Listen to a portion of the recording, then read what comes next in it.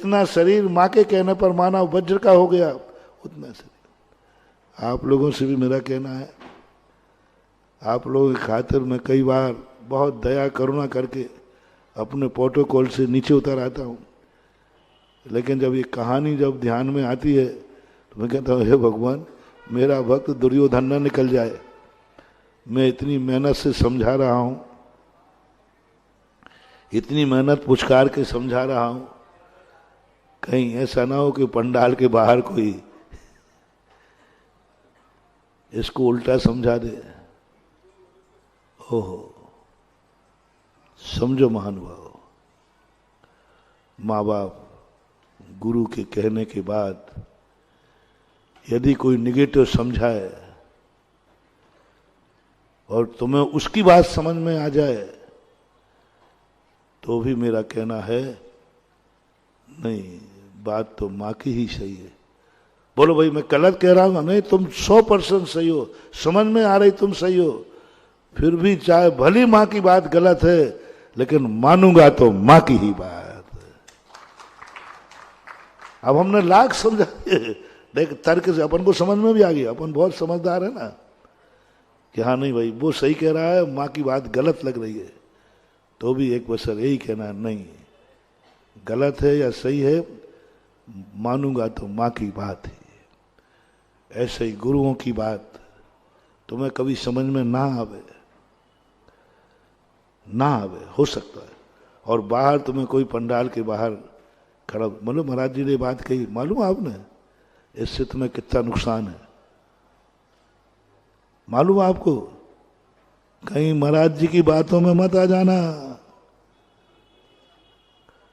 और उसने इस ढंग से समझाया कि तुम्हारे मन में कीड़ा आ गया। वो एक कहानी सुनाते ना हमने पहले में, कि एक बार एक व्यक्ति ने खरगोश खरीदे, जैसा गुरु ने पढ़ाया, जैसा साथ में पढ़ाया, वो खरीद के ले गया।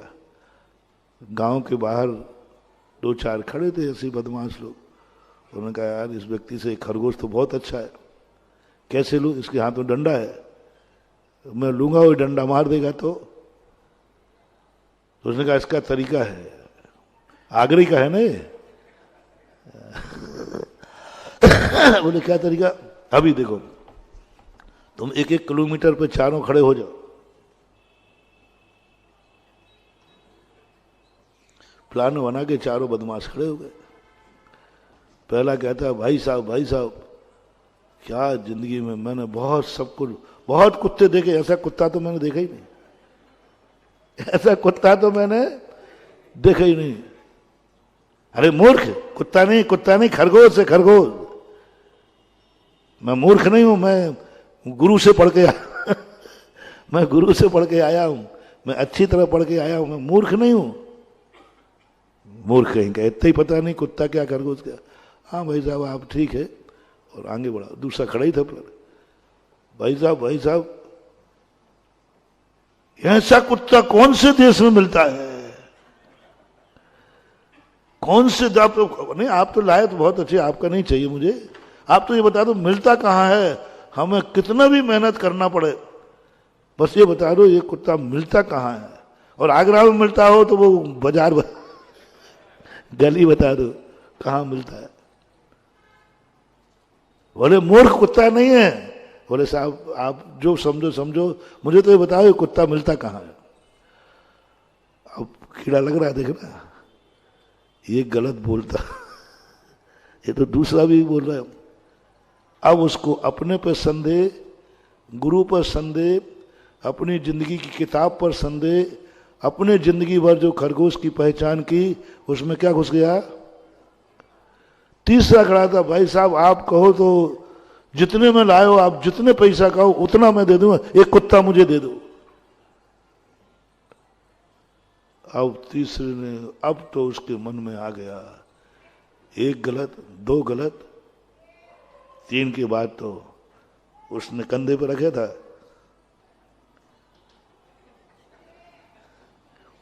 अब देख के ही लाया था भला आदमी, संदेह।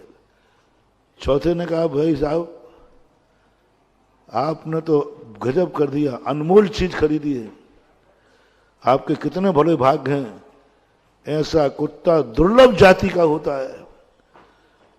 विश्व में मात्र एक ही जाति है जिसको तुम बोलोगे आप तो बहुत भाग्यशाली हैं।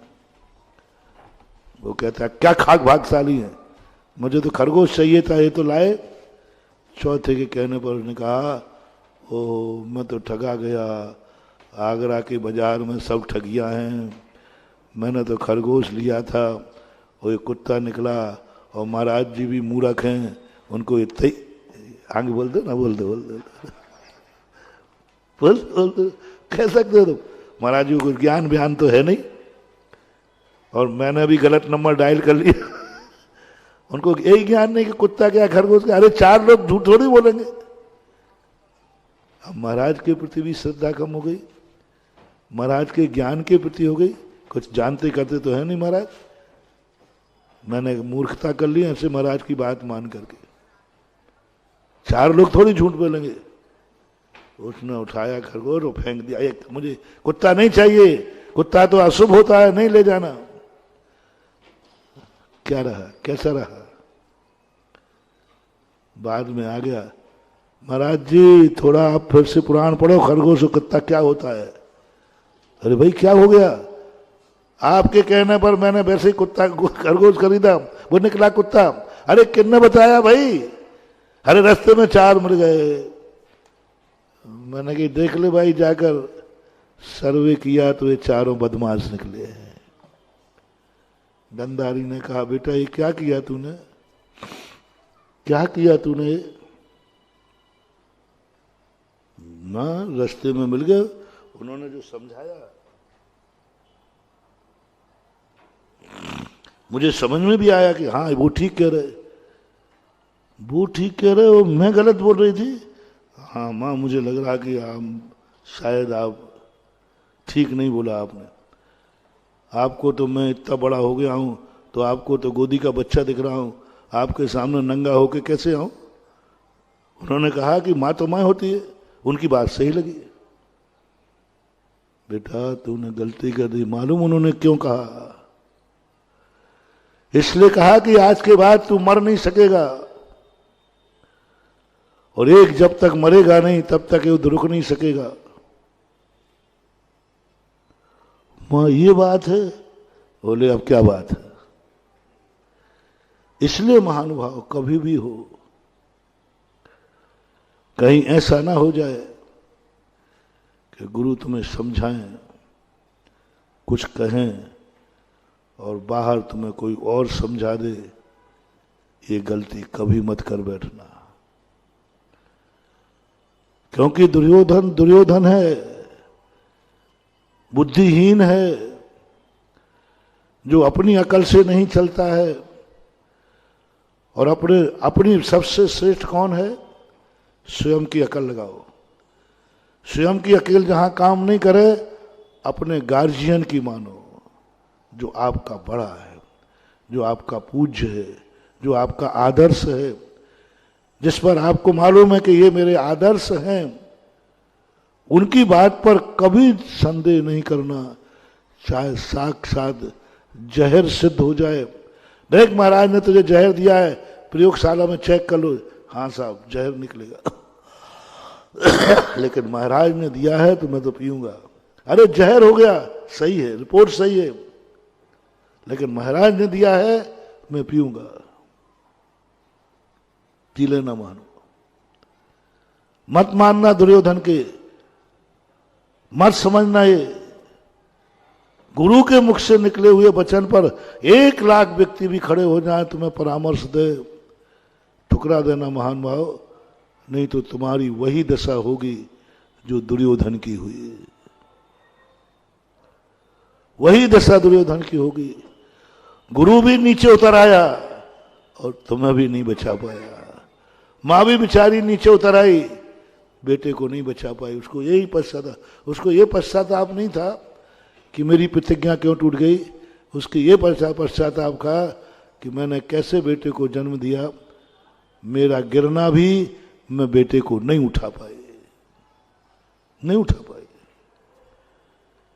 आप लोगों का ये 2 दिन से मैं प्रवचन दे रहा हूं, आपकी मां ने तुम्हें रोका है, माँ तुम्हारे सामने पहुंच गई, तुमने अपशगुन मान लिया, अरे मम्मी पापा आ गए, सब कार्यक्रम फेल हो गया। मत करना महानुभावी गलती, मत करना। एक ही करना, माँ बाप का आना अशुभ नहीं है, क्या है? शुभ है। परी तुम्हारी बुद्धि में सही था, गलत नहीं था, लेकिन माँ बाप का आना सब तरफ से 100% था सही। माँ बाप के आने से अब वो तुम कार्य नहीं कर पाओगे, कितना भी अच्छा, कितना भी तुम्हारे तर्क में आ गया, तो भी तुम्हें एक बात करना है, ये कार्य गलत है। क्योंकि गलत नहीं होता तो माँ बाप का इसी समय पे आना और अब मैं नहीं कर पाऊंगा, ये मेरी जिंदगी में बहुत बड़ी अशुभ से बच गए। माँ ने कहा है कि नंगा आ जा। एक बार लोगों ने कहा, बोले महाराज जी आप तो दिगंबर हैं और आप बहुत अच्छे हैं, आपके दर्शन करने का मन सबको होता है, हम अजैनों को भी मन होता है, लेकिन थोड़ी सी शर्म लगती है। आपको देखकर कई महिलाओं को शर्म आती है, मुख मोड़ना पड़ता है, अच्छा नहीं लगता। आप हम लोगों के खातिर, आप तो पहनेंगे नहीं, आप तो कोई मतलब, हम लोगों का कितना पुण्य लगेगा आपको, फिर हम आपके सब दर्शन करेंगे, खुले रूप से सबसे बात करेंगे, कितना पुण्य लगेगा, कितना पुण्य लगेगा। आप थोड़ा सा एक लंगोट लगा दो, छुल्लक जी अच्छे है, ऐसे आप हो जाओ ना तो मजा आ जाए। मैंने कि भैया क्यों? बोले महाराज हम लोगों की खातिर हो जाओ। तो हमने उनको 2 पॉइंट दिए। पहला पॉइंट दिया, तुम्हारे खातिर मैं अपनी ड्रेस बदल दूं?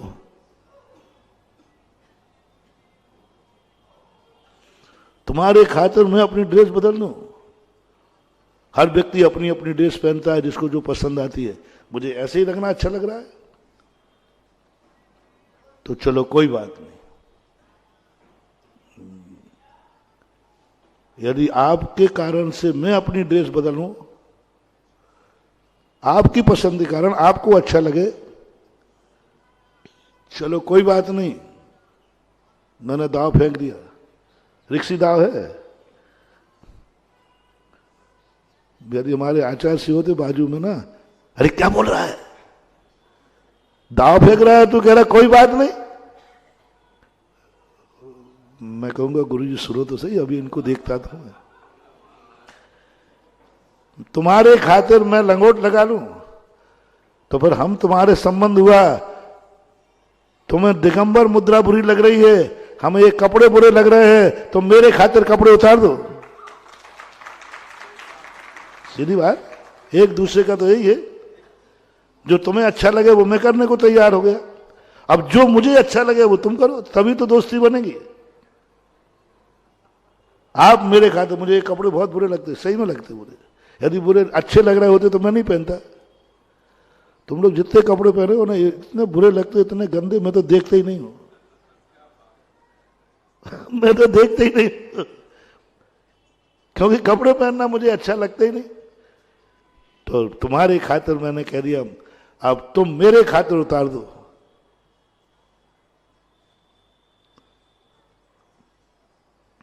और जितने लोगों को मेरा दिगंबर बुरा लगता है, मैं उनके खातिर वस्त्र पहनूंगा, तो वो मेरे खातिर वस्त्र को उतार दें। उतारो चलो। जब इतने सारे उतारेंगे फिर मैं पूछूंगा, जब तुम्ही ने उतार दिए हैं तो अब मेरे को क्यों पहना रहे? जब तुम्ही ने उतार दिया, अब मैचिंग कैसे बनेगी? होना तो चाहिए एक सा ना, होना तो चाहिए, या तो सब कपड़े वाले हो या सब ग्रुप तो एक ही होना चाहिए, ड्रेस यूनिफॉर्म तो एक ही होना चाहिए। और तुमने मेरे खातिर सबने कपड़े उतार दिए, अब यूनिफॉर्म एक होना चाहिए, तो मैं तो पहले ही से बैठा हूं, चलो हो जाए दिगंबरों की मजाक। तो मेरे खातिर हर व्यक्ति को अपनी ड्रेस पहनना चाहिए। और दूसरा खातिर मैंने कहा, भाई आई एम सॉरी प्लीज, मैं दुर्योधन नहीं हूं, मैं दुर्योधन नहीं हूं। बोले महाराज यहां दुर्योधन कहां से बीच में आ गया? मैंने कहा दुर्योधन उस मां को बताओ जिस मां की दृष्टि शरीर को वज्र का कर सकती है, तो क्या एक छोटा सा कपड़ा पहने को वज्र का क्यों नहीं कर पाई? मैंने उन्हीं के साथ से कहा, मैंने कहा आपके साथ से बोल रहा हूं, एक छोटा सा कपड़ा पहन लिया था या छोटा सा कपड़ा पहन लेता, सैंडो बनियान पहन लेता, एक पतला सा कपड़ा पहन लेता, जो आंखें शरीर को वज्र का कर सकती हैं, वो एक छोटे से कपड़े को नहीं भेद पाई, क्यों? इसका जवाब दो मुझे। क्या फर्क पड़ता था एक छोटे से कपड़े? मैंने कहा इसका जवाब दो। बोले महाराज ये तो मैंने सोचा ही नहीं। क्यों बुलाया उसको नग्न? क्यों एक छोटे से कपड़े के कारण से उस स्थान को वज्र का नहीं कर पाई? इसका अर्थ एक धागा भी शरीर पर जहां है वह शरीर वज्र का नहीं, वहीं से मरेगा वो व्यक्ति। और मां की बात को किसी ने समझा दिया, वो ये भी भूल गया कि ये दुश्मन के पक्ष का व्यक्ति है और वो मुझे सलाह दे रहा है, ये कहां तक मेरा हित करेगा? और मां का हित भूल गया और उसकी सलाह पर उसने बात मान ली। और बोलो, उसने उसके पक्ष की बात मान करके कपड़ा पहना, दुर्योधन का विनाश कहां से हुआ? वहीं से हुआ, जंघा से मारा गया, भीम ने मुग्दर मारा। मैंने कहा भाई मैं दुर्योधन नहीं हूं। मेरी जिनवानी मां ने कहा बेटा